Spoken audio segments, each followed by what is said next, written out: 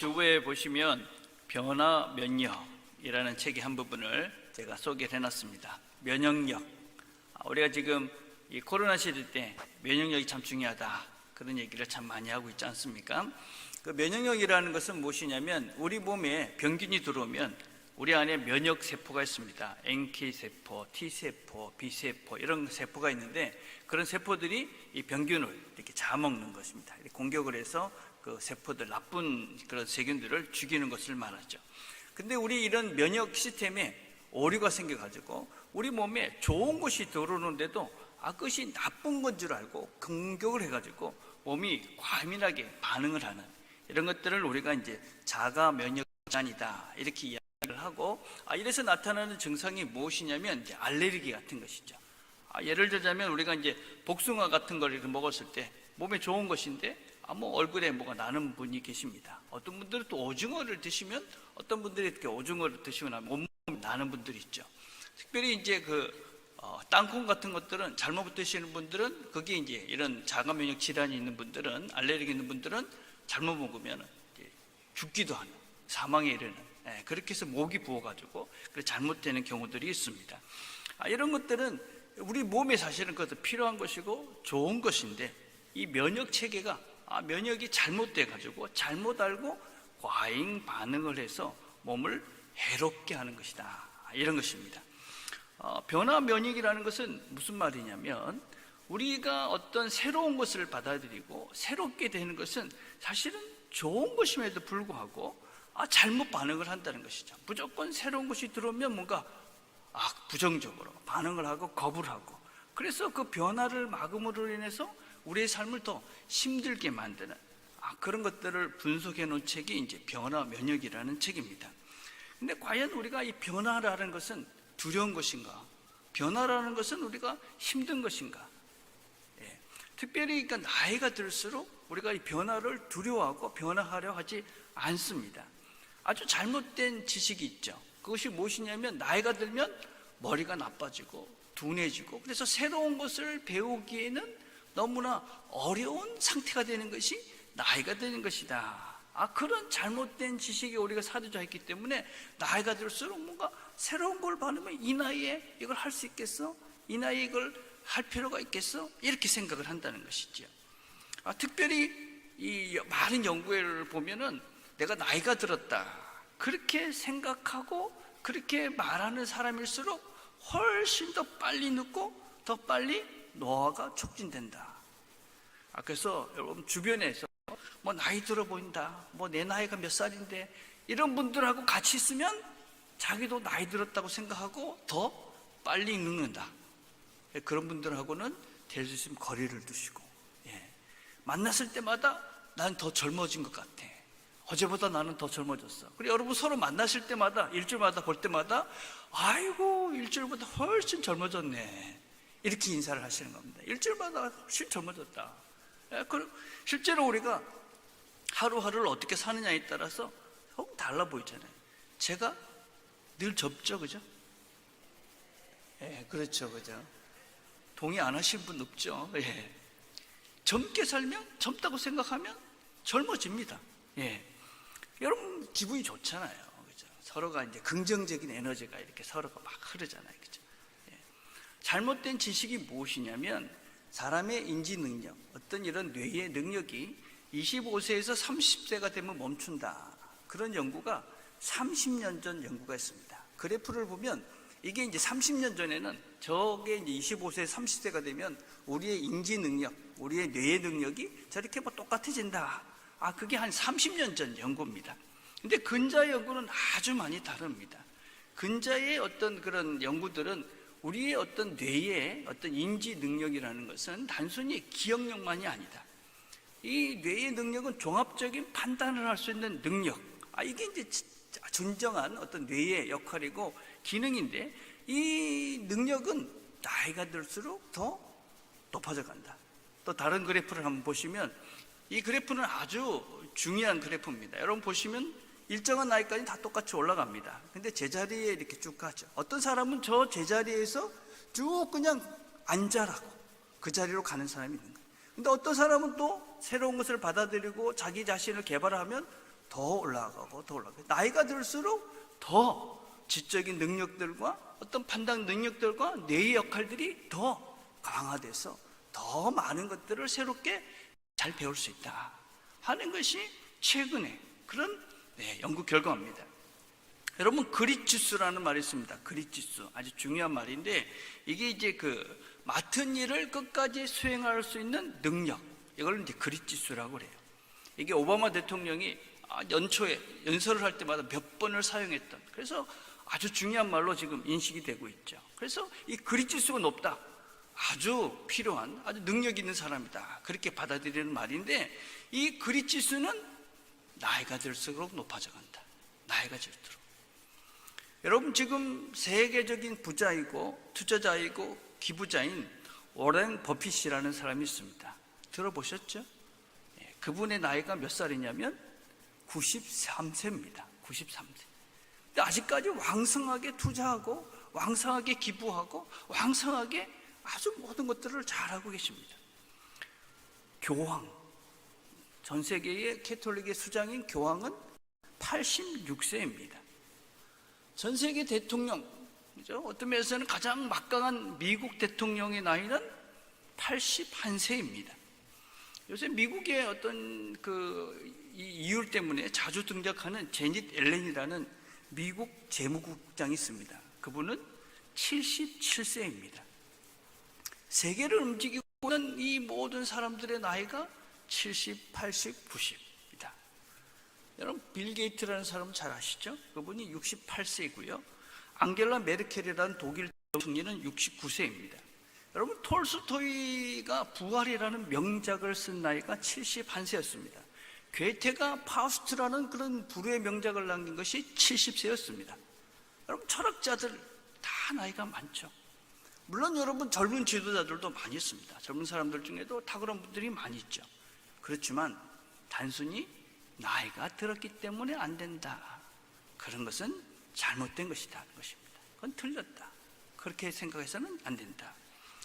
근자에 또 다른 연구를 하나 더 보시면, 이 나이가 들수록 뇌의 능력은 현저하게 차이가 난다. 이 힘에서 잘 안 보이시긴 한데, 여러분, 우리의 어떤 뇌의 능력은 시간이 지날수록 저렇게 상승 곡선을 긋습니다. 근데 사실은 기억력은 조금씩 떨어집니다. 근데 우리가 계속적으로 어떤 연구하고 새로운 것을 받아들이려고 하는 사람은 시간이 지날수록 올라가는 반면에, 어떤 분들은 어느 시점부터 제자리에서부터 떨어지기 시작하는 거예요. 그러니까 나이가 들수록 계속 새로운 연구와 공부를 하고 이런 분들은 그런 능력들이 더 올라가고, 안 한 사람들은 급속하게 떨어져서 나이가 들수록 그런 갭이, 그 차이가 더 많이 벌어진다. 그게 근자의 그런 연구 결과들입니다. 여러분, 새로워지려면 어떻게 해야 됩니까? 새로워지려면 새로운 말을 하고 새로운 행동을 하고 새로운 공부를 하고 새로운 것들을 받아들여서 새로운 것들을 해야 새로워집니다. 어제와 똑같은 것들을 똑같이 하면서 새로워지겠다, 그거는 불가능한 것입니다. 될 수가 없는 것이죠. 여러분, 새로워지려면 새로운 것을 받아들이고 새로운 말을 하시고 새로운 행동을 하셔야 되는 것이죠. 여러분, 우리 신앙인들은 특별히 무엇을 믿는 것이냐? 우리가 하나님을 믿는다 하는 것은 무엇이냐면, 하나님의 새로운 재능, 나를 하나님께서 새로운 피조물로 만들어 가신다 하는 것을 믿는 것입니다. 우리는 늘 새로운 존재가 된다. 하나님께서 우리를 늘 새롭게 만들어 간다. 그래서 우리가 우리의 겉사람은 이렇게 후피하지만, 이렇게 부패해 가지만, 속사람, 우리의 진짜 나인 나는 날마다 새로운 존재가 되어져서 하나님 앞에 설 때 온전한 존재가 된다. 여러분, 그게 그리스도입니다. 우리는 어제와 내일과 모레가 다 똑같은 존재로 그렇게 살 거다, 그런 존재들이 아니라 나는 새로운 존재가 될 것이다. 하나님이 나를 새롭게 만들어 가신다. 그렇기 때문에 우리는 새로운 말을 하고 새로운 행동을 하고 새로운 생각을 하면서 새로운 오늘을 사는 것입니다. 그래서 우리는 새롭게 될 그것들을 기대합니다. 소망합니다. 오늘을 사는 것이죠. 또 우리는 그것을 확신합니다. 빌립보서 1장 6절 이렇게 말합니다. 너희 속에 착한 일을 시작하신 이가 그리스도 예수의 날까지 이루실 줄을 우리가 확신하노라.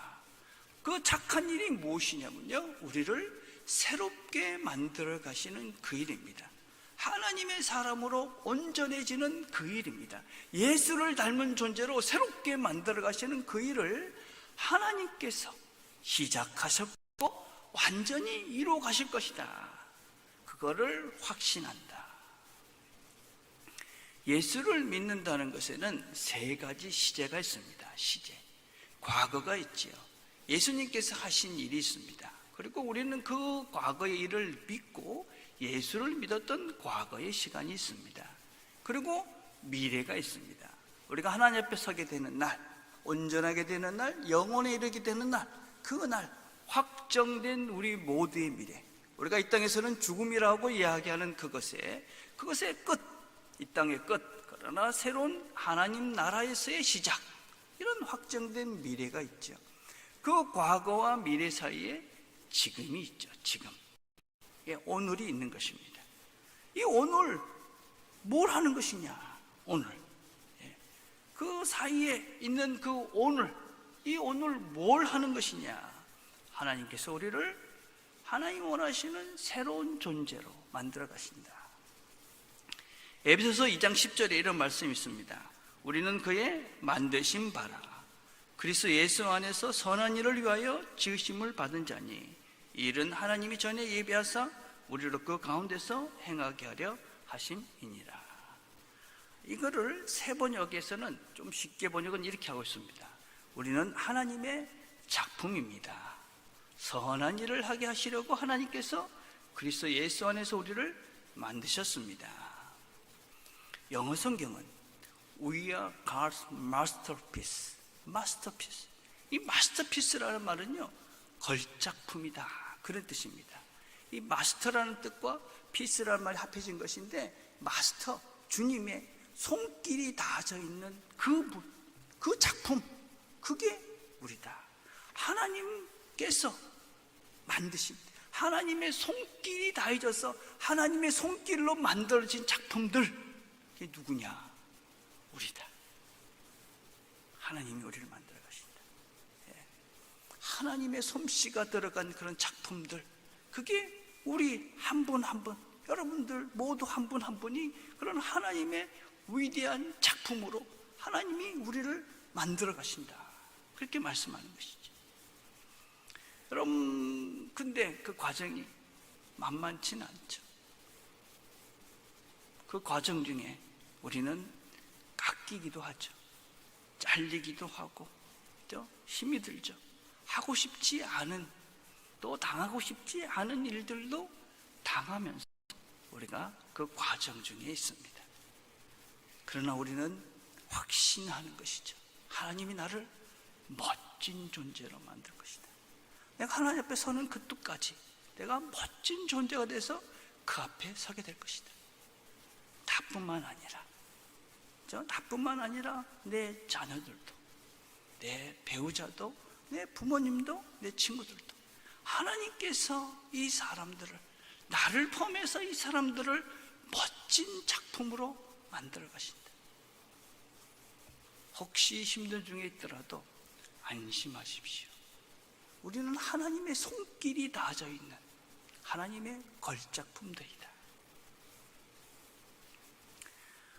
근데 그 길을 가는 과정 중에 우리끼리 가라 하지 않고 하나님께서 함께 갈 수 있는 사람들을 주셨습니다.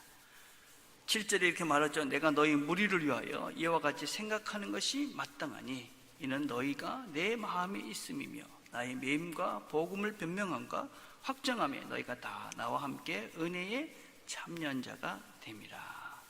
너희가 내 마음 안에 있다. 나의 매임, 감옥에 있을 때나 복음을 전할 때나 너희가 늘 나와 함께 이렇게 했다, 그렇게 이야기합니다. 빌립보 교인들이 바울이 감옥에 있을 때, 또 복음을 전할 때 늘 함께 했다, 이렇게 말합니다. 감옥에 있을 때도 함께 했다. 당연하지. 그래, 복음을 전하는 바울이 감옥에서 수고를 하는데 당연히 함께 해야지. 근데 그렇지 않습니다. 바울이 감옥에 있을 때 떠났던 사람도 많이 있었습니다. 디모데후서 4장 10절에 보면 데마는 이 세상을 사랑하고 나를 버리고 데살로니가로 갔고 그레스게는 갈라디아로 디도는 달마디아로 갔고 누가만 나와 함께 있느니라. 바울의 마지막 순간에 많은 사람이 바울을 떠났습니다. 바울이 힘든 그 상황에 우리는 아니 바울 사도가 수고를 하는데 옆에서 같이 도와줘야지 그렇게 생각할 것 같은데 사람들은 떠났습니다. 우리가 살면서 깨닫는 것이 있죠. 당연한 것을 하는 것이 쉽지 않다. 당연한 것을 했던 것들이 쉽지 않았구나. 힘들 때 같이 하는 것이 당연하지. 그것이 아주 귀한 것이다. 당연한 것이 여러분 힘듭니다. 여러분 그 힘들 때 당연한 것을 하면서 함께하는 그 사람들 정말 귀한 사람들이죠.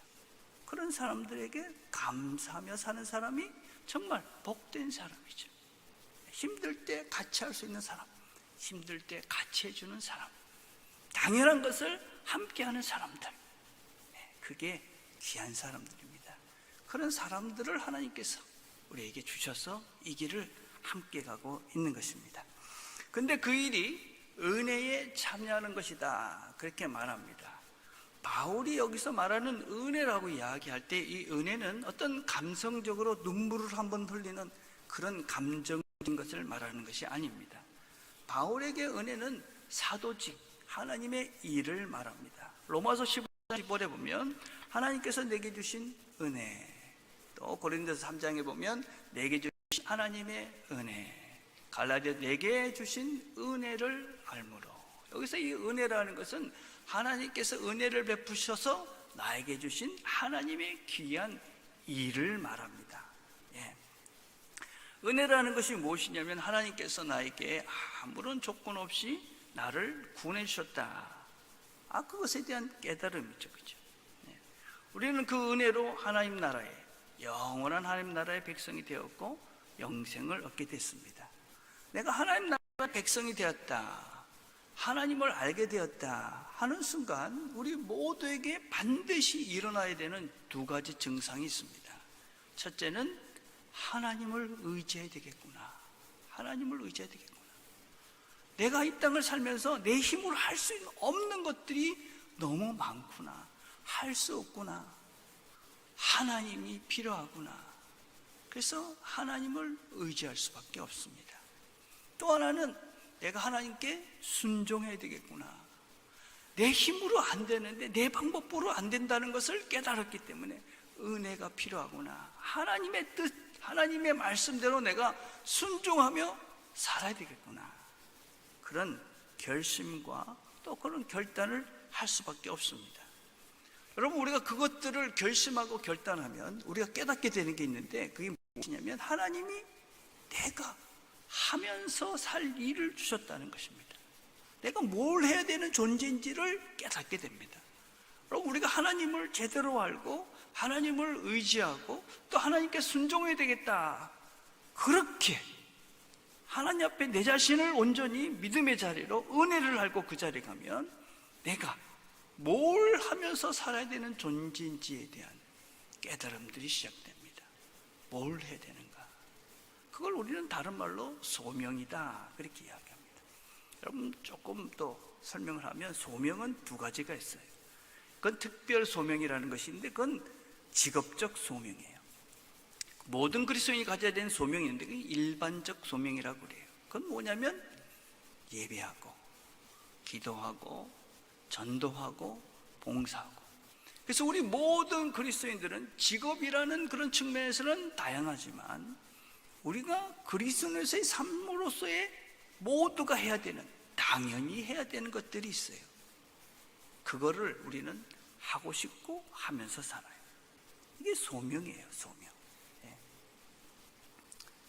근데 그 소명, 그게 뭔가를 우리가 좀 깊이 생각할 필요가 있습니다. 그리고 지금 우리가 신앙생활을 하는 데 있어서 과연 다르게 가고 있는가 하는 것도 생각을 해봐야 돼요. 그 소명이라고 생각했을 때 그 소명이 뭔가 하는 것입니다. 제가 저희들이 아마 저하고 비슷한 때를 신앙의 걸음을 걸으셨던 분들의 대부분의 특징은 믿음이 좋다 그러면 다 뭐 중고등부 청년회 이럴 시대 때 교회 일을 열심히 했어요. 그죠? 우리 교회 봉사 열심히 했습니다. 얼마나 열심히 했는지 몰라요. 학교 갔다 오면 당연히 교회 가서, 여름 성경학교 하면 학교 뭐 이런 것보다도 성경학교 당연히 해야 됐고, 청년회 수련회 이런 것들은 당연히 해야 됐고, 뭐 이렇게 토요일마다 교회에서 청소하고 뭐 주보 만들고, 이게 이제 신앙이 좋은, 하나님을 제대로 믿는 사람들이 당연히 해야 되는 것이라고 생각하며 우리가 신앙생활을 했어요. 예. 그럼 그걸 아주 즐겁고 사실은 감사하면서 했어요. 우리 억지로 하지 않았어요. 그렇죠? 정말 즐겁게 감사하면서 그 일을 했어요. 우리가 은혜를 받았다, 하나님의 은혜를 알았다 그러면 사실은 당연히 이런 변화된 삶이 필요해요. 변화돼요. 그런 삶을 사셔야만 돼요. 그런 게 없다, 예수를 믿고 난 다음에 은혜를 받았는데도 이전과 이후가 똑같다, 그거는 내가 정말 은혜를 받았는지 생각을 해보셔야 되는 거죠. 그런데 지금 돌아보면 저희가 과연 은혜를 받았다고 해서 교회에서 열심히 교회 생활을 열심히 하고 전도를 해가지고 교회에 데리고 오고, 그리고 우리가 예수를 믿었기 때문에 세상의 모든 친구들과 단절을 하고, 그리고 친구를 전도해서 교회로 데려오고 오는, 그게 과연 우리의 소명일까? 하나님은 과연 그걸 정말 기뻐하셨을까? 하나님이 우리가 예수를 믿고 난 우리에게 원하시는 것이 교회 안으로 사람을 데리고 와서 예배당을 크게 만들고 예배당을 크게 짓고, 그래서 이 건물을 크게 만들어가는 것이 과연 하나님이 원하셨던 일일까? 왜 우리는 그렇게 잘못 배웠을까 하는 반성을 정말 많이 하고 있습니다. 과연 하나님께서 원하시는 것이 이 예배당 안에, 이 교회 안에 우리 공동체, 이 우리끼리 이게 왜 하나님의 뜻이었을까? 그러다 보니까 지금 나타난 증상들은 교회가 점점점 더 개토화되고 있죠. 극단적인 이기적인 형태도 보이고 있습니다. 포용과 관용과 사랑이 아니라 편협하고 폐쇄적이고 이기적인 집단으로 세상에 보여주고 있습니다. 하나님이 우리에게 보여주셨던, 그리고 우리에게 기대하셨던 그 받은 은혜를 나누는 현장, 이제는 달라져야 된다고 믿습니다. 이제는 우리가 세상으로 나가야 됩니다. 바울이 은혜를 받았기 때문에 예배당으로 사람들을 끌어모으지 않았습니다. 바울이 복음을 전하면서 예배당을 지으면서 다니지 않았습니다. 초대교회 성도들이 예배당에 모여가지고 그들이 교회를 크게 짓자 하고 신앙생활하지 않았습니다. 그들은 삶의 현장으로 가서 사랑하며 살았습니다. 왜 종인 너희들이 나를 위해서 기도하느냐? 너희들은 왜 이렇게 열심히 사느냐? 그러면 그들은 이렇게 대답했습니다. 내 주님 되신 예수께서 원수도 사랑하라 했기 때문에 당신들을 사랑합니다. 그렇게 세상 속에서 그렇게 복음을 들고 복음적 삶을 살았습니다. 처음부터 예수님은 이 복음을, 예수의 사랑을 이 안에 가두시지 않으셨습니다. 우리는 지금 이 예수의 사랑을, 하나님의 사랑을 이 안에 가두고 있지는 않은가? 이제 우리가 눈을 열고 우리의 발걸음을 돌려 세상으로 나가야 합니다. 믿지 않는, 하나님을 모르는 사람들에게 나가야 한다는 것이지. 어떻게 해야 될까요, 여러분? 그냥 예수 천국 불신 지옥 하면서 다니는 겁니까? 무례하고 억압적인 자세로 예수 믿으라고 소리를 지르며 그렇게 복음을 전파하라, 아닌 것이지. 우리 지난주에 정말 좋은 강의를 들었죠. 정말 필요한 강의를 들었습니다. 우리 교회 유튜브에 가시면 지난주 강의 요약본이 들어와 있습니다. 여러분 꼭 한번 안 보신 분들은 꼭 보셨으면 좋겠습니다. 성공과 번영과 부자와 권력자로 그렇게 세상으로 나가는 것이 아니라 약자로, 섬기는 자로, 사랑하는 자로, 그렇게 우리가 세상을 섬기고 사랑하고 기꺼이 그들을 높이며 사는 존재로. 그래서 우리가 삶의 현장에서 선교사의 삶을 살아야 합니다. 여러분, 익숙하지 않은 사람들, 만나면 불편한 사람들, 그들 속으로 들어가셔야만 합니다. 그곳에서 그리스도인이 되셔야 합니다. 여기서 예배당 안에서의 그리스도인이 아니라 내가 만나면 나를 불편하게 하고, 내가 예수 믿는 것 때문에 나를 괄시하기도 하고, 예수 믿는다고 나에게 뭔가 불편하게 말하고 행동하는 그 사람들 속에서 내가 그리스도인으로서 내가 살아내야 합니다. 그 속에 들어가서 기꺼이 약자가 되어져서 배우고, 그리고 약자가 되어져서 사랑하는 것입니다. 그냥 사랑하는 것이죠. 주께서 나를 사랑하셨기 때문에 나도 당신을 사랑합니다. 사랑으로 세상을 바꿔가는 겁니다. 하나님의 사랑으로, 다른 사랑이 아닌 하나님의 사랑으로 세상을 바꿔가는 거죠. 여러분, 전도하고 선교한다는 것은 단순히 그냥 예수를 안 믿는 사람을 믿게 하는 그런 것이 아니라고 그랬습니다. 여러분, 제가 이 표를 만들었는데, 그죠? 우리 이 세상에는 다양한 종류의 사람이 있습니다. 예수를 꼴도 보기 싫어하고 저주하고 미워하는 마이너스 10부터 시작해서 다양한 사람들이 있죠. 이런 사람들에게 우리가 저 사람 보니까 그래도 예수 믿는 사람들 중에 괜찮은 사람도 있네. 그래서 그 마이너스 10인 사람이 7로 오고 8로 오고 5로 오고, 여러분, 그게 전도고 선교입니다. 여러분, 우리는 뭘 하는 것이냐면요, 열심히 씨를 뿌리는 것입니다. 열심히 씨를. 누가 거두실까요? 하나님이 거두시는 겁니다. 욕심내지 마시고 내가 뭔가 결과를 얻어냈다 하지 마시고, 나는 그리스도인으로서 사랑의 씨를 뿌리는 겁니다.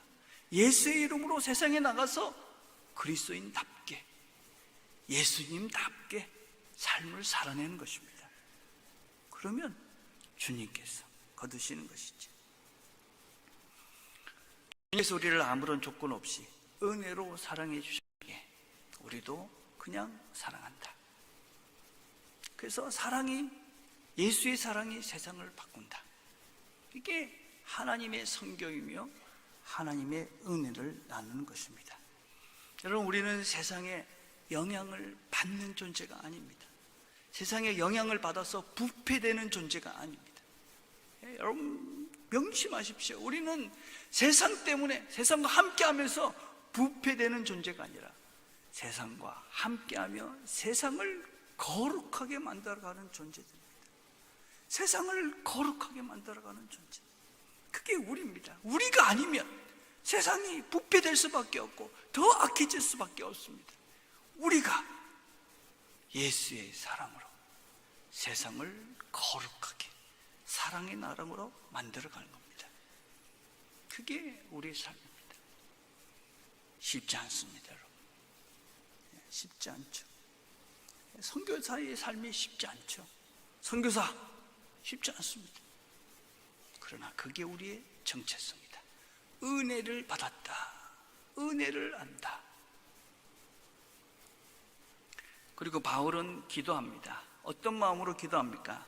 내가 예수 그리스도의 심장으로 너희 무리를 어떻게 사모하는지 하나님이 내 증인이시니라. 그리스도의 마음으로 기도하는 것입니다. 그리스도의 심장으로 기도하는 것이죠.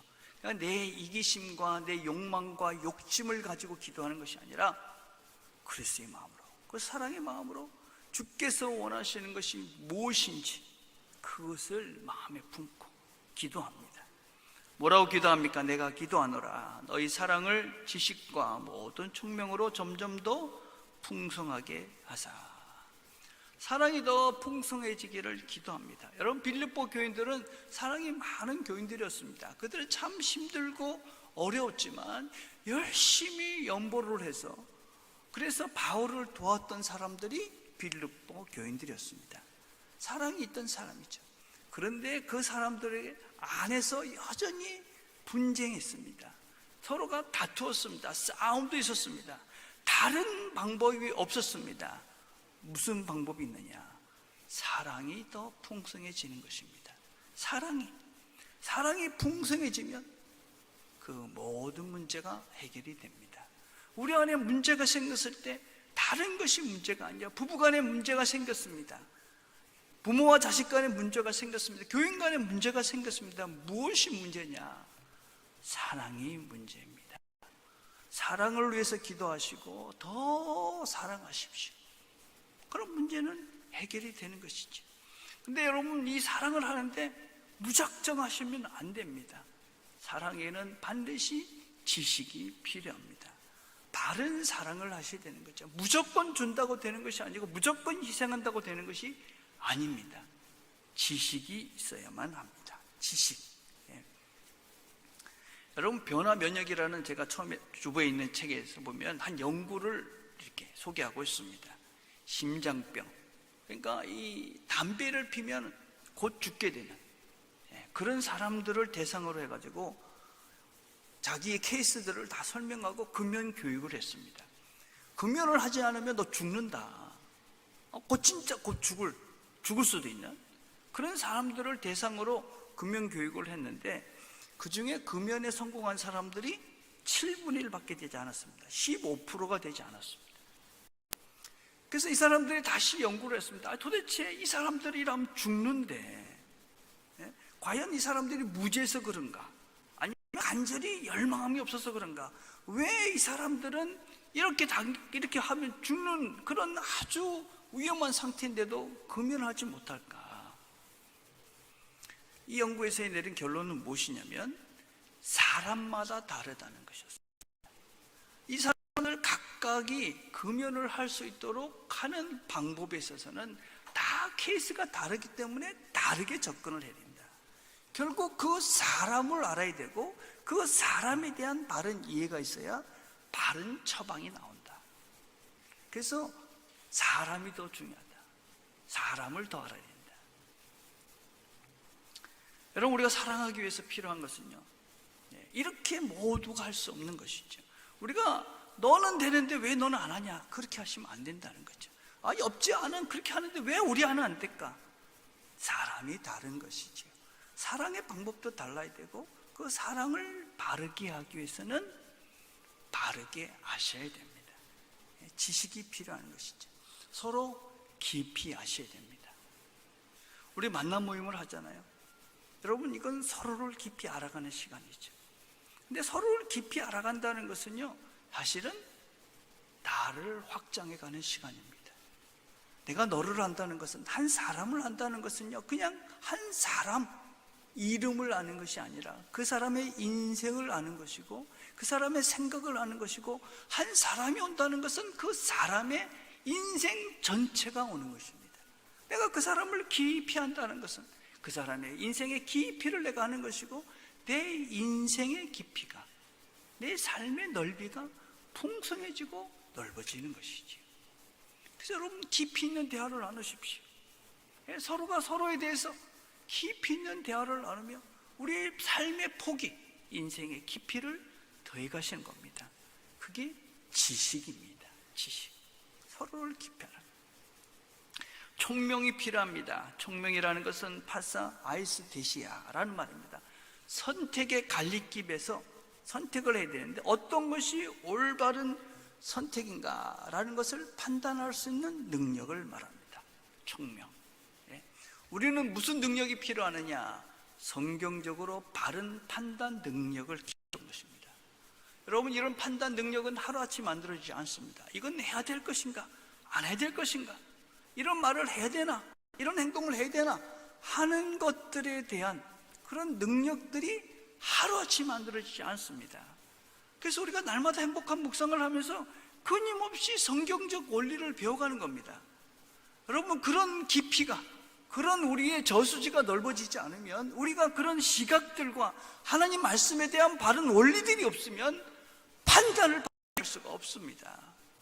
결정을 하나님 원하시는 대로 우리 인생이 진짜 바른 삶을 살아갈 수 있는, 우리 자녀들이 정말 복된 걸음을 걸어갈 수 있는 그런 판단을 하고 결정을 할 수가 없습니다.